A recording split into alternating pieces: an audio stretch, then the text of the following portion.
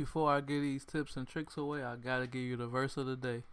This is Marshawn of Exclusive Entertainment, and I'm going to show you how to do this heart glow effect I did in the Fabulous Performance video. Now, because I did this effect in the video that was fast paced and it was according to the lyrics, it happens pretty quick, but you could get super creative with this effect. So to do this effect, we're going to do it in Fusion. So you need to select your clip you're going to use and open a new Fusion page, or go to the Fusion tab after selecting the clip. And I recommend using the short clip for this instead of a long clip, just the amount you need for the effect. Once you get in Fusion, the first thing you want to do is create a B-spline node by clicking this icon right here. This will allow you to make a mask of whatever the subject it is you're trying to put the glow around. So this could be a graphic on the t-shirt, an actual person, or anything in your clip. And in my case, I'm doing the heart. Now the other thing I do here is mark the clip.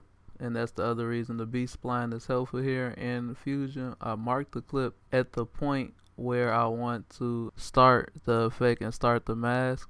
And you can open the spline menu in the top right of the screen and see where your marker is and start your mask there. But I do want to give some quick tips on using the pen tool, and when you masking and stuff like this, it's very helpful to zoom in and out with the scroll wheel on your mouse, and click and hold the scroll wheel and drag to pan around the screen if needed while masking, because it'll help you do stuff like this way quicker. So you see me creating the mask around the heart. This is the part I'm going to speed up just for the sake of the video. Now you're going to see me create extra masks here, and that's because I was going for a realistic look, but you do not have to do this. So for the people that's going for a realistic look, in the case like how I have where the heart is kind of covered up, you can create multiple masks to subtract the parts you need to subtract out of your mask. I'll explain that later. But now we need to animate the mask. So essentially we're going to scrub through the footage, and as you can see, we starting at frame 49 and we'll be ending at frame 70. So you pick in the beginning where you want your effect to start and then where you want the effect to end.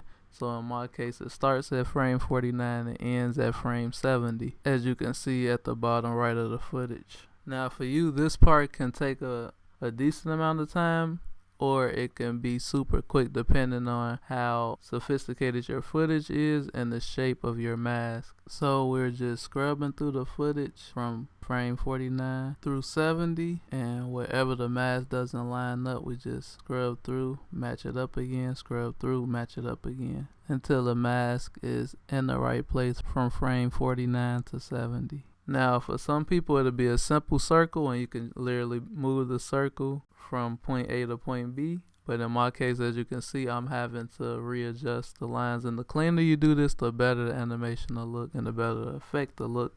If your mask ends up like mine's and the shape kind of changes a little bit, you want to scrub through the middle parts and see where the lines are not matching up, and then match those up, as you can see me doing here. And you can see at moments I'm able to just highlight the whole heart and move it, and then certain times I have to go in and change each line point by point. And I just want to share that you can highlight multiple points and move a group of points together to kind of help you do this process faster. And when you're finished, you can scrub through and kind of see the animation come together. And if you have any extra masks like I do in this scenario, you have to animate those too. Okay, one of the things I forgot to record when I was actually doing the effect is how I added the merge node.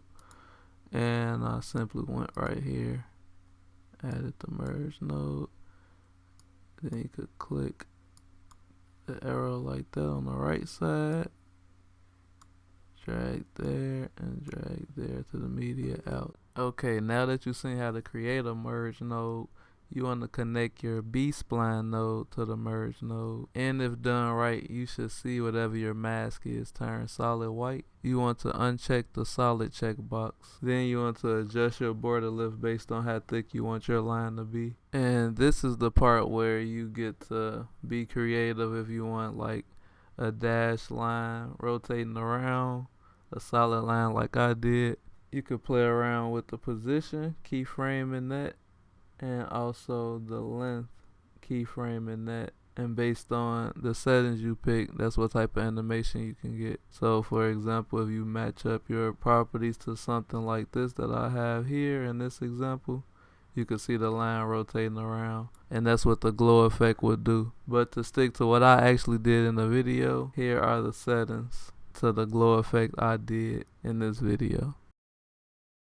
Now it's time for the best part, to add the glow effect. To do this, you gotta download the effect for free. I want to give a quick shout out to Jamie Fan for providing the link to this effect and being the one that originally showed me how to do this effect. Once you hit the download button, you have to go to the folder wherever you saved it at. Most likely it's in your downloads folder. You need to unzip the Proto V2. Once you unzip it, you can open the folder. Proto V1 was the file that I needed to use. Just double click that, hit install, and once it installs, it'll be pretty quick. What you might have to do is close Davinci Resolve and open it back up if you don't see it on this next part. After reopening Davinci Resolve and opening the Fusion tab again, back to your project, you want to first select the B-spline node, then press and hold shift and the space key. Then this menu should pop up. Start typing Proto and Proto should pop up. And select that Proto effect, and you should now see the glow effect. By default, it might be white to start off, but you can scroll down in the controls and change the color to whatever you want, along with how bright the glow is. And again, this is another section where you could be creative as you want and change the settings to whatever you want. And there it is, how I did the glow effect. Now, for the people that was being extra like me and was going for a realistic glow effect, so we have each polygon from earlier. Those are the extra masks I created, and the reason I did that was to get this look right here where it looks like the heart is actually under the clothes. I created those extra masks to mask out the actual original mask to get this look that we have here. And as you can see, if you look closely, the chain is laying over the heart along with the jacket. The way I got the mask to function in this way, I went to each polygon node and I changed the settings to subtract.